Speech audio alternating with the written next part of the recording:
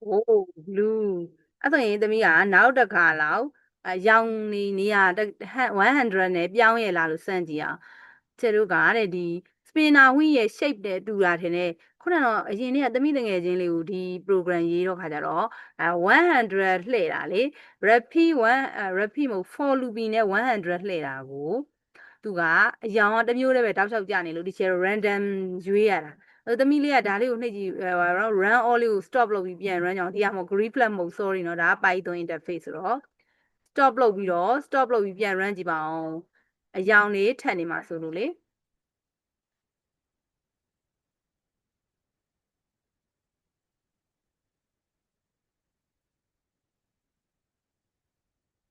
blue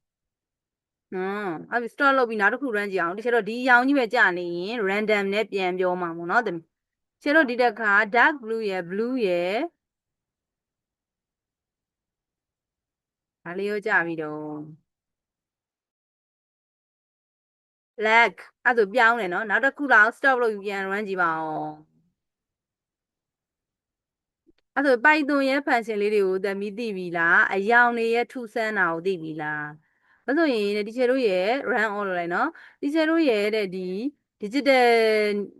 digital photo ပေါ့နော် digital image လောကမှာတဲ့အယောင်က main အယောင်က RGB red green blue နော်အဲ့အယောင်မှာတခြားအယောင်တွေလည်းရှိတယ်ရှိရခါကျဒီချေတို့ရဲ့ scratch interface က sprite တွေပေါ်ကနေယူတယ် eye dropper ကကြတော့ HSB ကာလာဟုတ်ပြီမှန်တယ်အဲ့ဆိုရင် HSB ကာလာတီချာတို့က Python ထဲမှာဘာပဲသုံးတာလဲတော့ is starting color function က RGB ပဲသုံးတဲ့အခါကျတော့တီချာတို့ကဒီ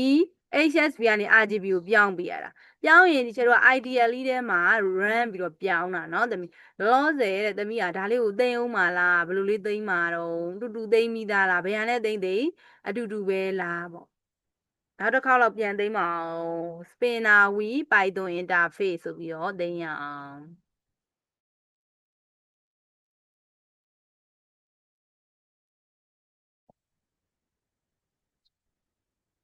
python လို့ထည့်လိုက်ဟုတ်တယ်